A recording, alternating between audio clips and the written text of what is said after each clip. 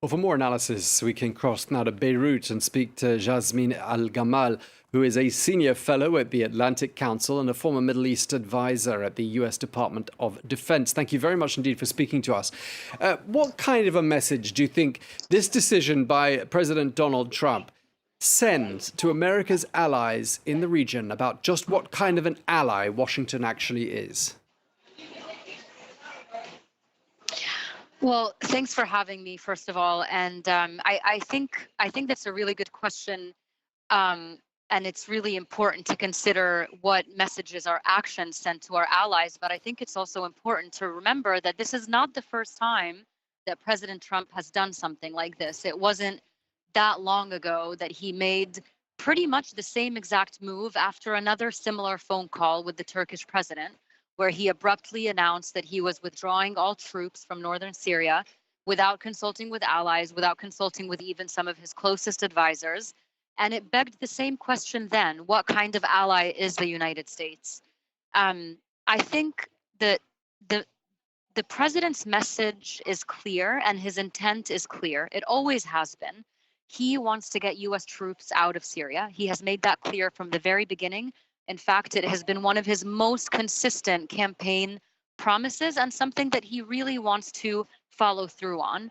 And so, in that sense, I don't think that the departure of US troops in itself should come as a shock or a betrayal.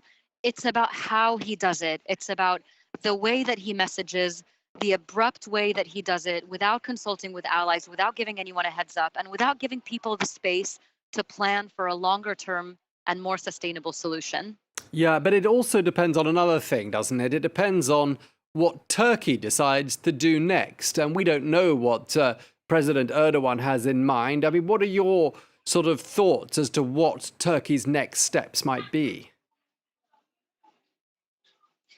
Well, I think we can glean a little bit of information from the last time this happened. You know, that when President Erdogan and President Trump had a conversation, and President Trump basically said to Erdogan, "All right, you're on your own. We're going to leave." And Erdogan said, "No, we don't want to own this thing. We just want you to help out more." And so I think that to see, right? I mean, this is something that was just announced, and we don't know exactly how it's going to play out. Very, very few people seem to have the details because there may not be any details at this point.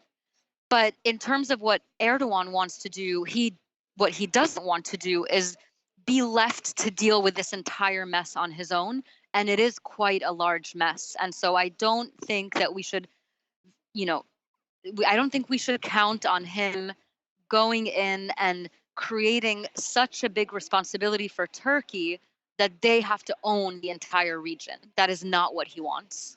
Let's just talk for a moment about the follow-up message from President Trump, a kind of don't you dare kind of a message to Ankara. He said, if they do anything that he considers to be off limits, then he'll obliterate their economy. I mean, first of all, what do you think he means by off limits? And secondly, do you think President Trump is serious about serious economic sanctions against Turkey in the event they cross this red line of the US president? I think that President Trump, this is vintage Trump. We've seen this before. This was completely expected. President Trump acts first, thinks later, and then acts again, often in complete contradiction to his first action. So what happened is pretty clear. He tweeted something, he released a statement, he said, we're out, you have to deal with this yourself. He's doing this because he genuinely and consistently has wanted to get US troops out of Syria. And he's been very frustrated with how difficult it's been to get our European allies to step up and do more. And so I think this was his way of kind of trying to put some pressure, up the ante a little bit, if you will. What happened after that is that there was a huge backlash from both sides of the aisle. You had Lindsey Graham coming out saying this was, an abhorrent move. We can't abandon our allies. The Kurds fought and died for us when we were fighting ISIS.